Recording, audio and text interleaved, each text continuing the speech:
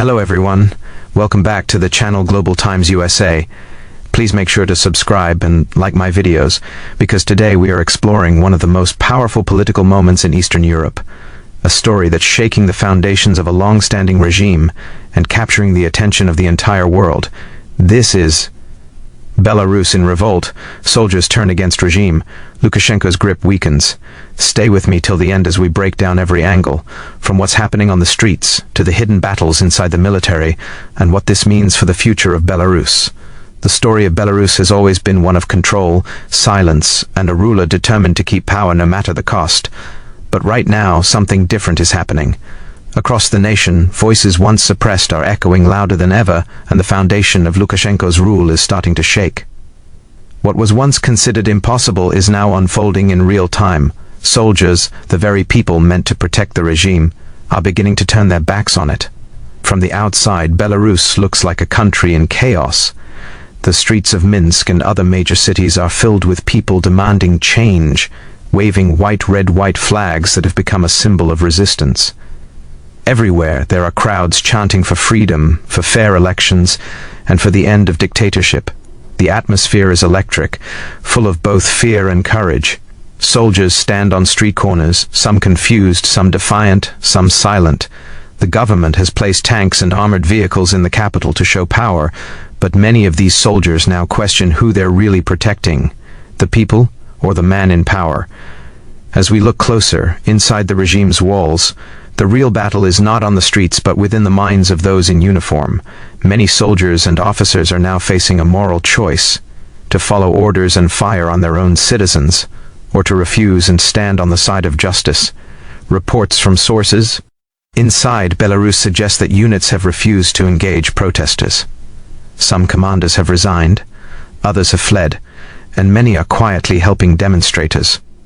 This internal breakdown is exactly what Lukashenko feared most. Within the military, conversations once whispered in secrecy are now spreading openly.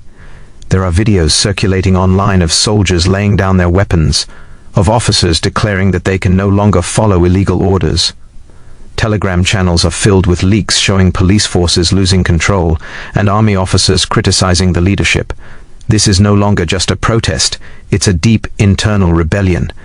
When the loyalty of the armed forces begins to fracture, no authoritarian system can stand unchanged. Inside society, the courage of ordinary citizens is breathtaking. Women stand in front of riot shields holding flowers. Workers are striking in factories. Teachers, journalists, and doctors have joined the protests. Even within government ministries, officials are quietly supporting the movement. The sense of unity is unlike anything seen in Belarus for decades. Despite internet blackouts and arrests, the movement grows stronger every day. Now let's look at the performance of both sides. The protesters' strategy has evolved. They are organized without central leadership, making it hard for the regime to crush them completely. They use encrypted apps, flash rallies, and social media to coordinate. Their message is clear and powerful: dignity, justice, and democracy. Their strength lies not in weapons, but in numbers and moral authority. The regime's performance, on the other hand, is collapsing. Once feared security forces are now uncertain and divided. Propaganda channels continue to project images of stability, but those images are losing credibility. Videos of soldiers switching sides or refusing orders have gone viral. The world is watching as Lukashenko struggles to maintain control over a system that's slipping away from him. Piece by piece. Safety, in this context, means survival. For the regime, safety depends on preventing total collapse. For the people, safety means surviving state violence.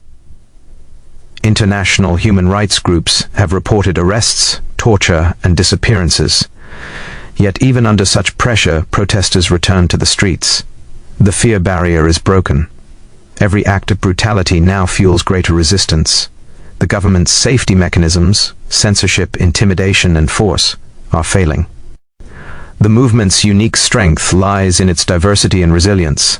It's not just a youth protest or a city uprising, it's a national awakening. People from all walks of life are joining hands. Soldiers who once obeyed now question orders. The regime's narrative that it protects peace is falling apart because peace cannot exist without justice. The opposition's message resonates beyond borders, capturing international support and media attention.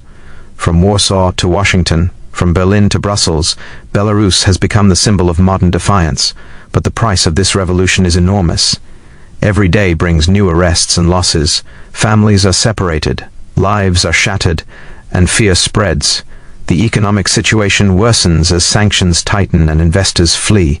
Factories shut down, inflation rises, and ordinary citizens pay the cost of political chaos. Yet, despite the suffering, people remain unbroken. They know that freedom always comes with a price, and they are willing to pay it. Internationally, the crisis in Belarus is a geopolitical turning point. Russia watches carefully, ready to intervene if the regime collapses. The European Union increases pressure through sanctions and diplomacy. The United States expresses concern but stops short of direct involvement. Belarus stands at a crossroads. One road leads to continued dictatorship backed by external powers, and the other to uncertain freedom driven by internal courage. The coming weeks are crucial. If defections continue, within the army the regime's downfall could accelerate. If Lukashenko manages to regain military loyalty, repression will intensify. Every hour counts. History is being written on the streets of Minsk, in military barracks, and in the hearts of citizens who refuse to be silent any longer. In the end, whether Lukashenko survives or not, Belarus will never be the same. The psychological wall of fear has been destroyed. The people have discovered their power. The world has seen their courage. And even if the revolt is suppressed temporarily, the idea of freedom can never again be erased. What we are witnessing is not just a protest, but a nation being reborn through struggle, sacrifice, and unity. So, what does the future hold? A transition of power, perhaps a new constitution, or maybe another wave of crackdown and resistance. Whatever comes next, one thing is certain: the spirit of the Belarusian people cannot be crushed. Thank you for watching Global Times USA. Please like, subscribe, and share your thoughts in the comments. Let's stand with those who fight for justice, truth, and freedom.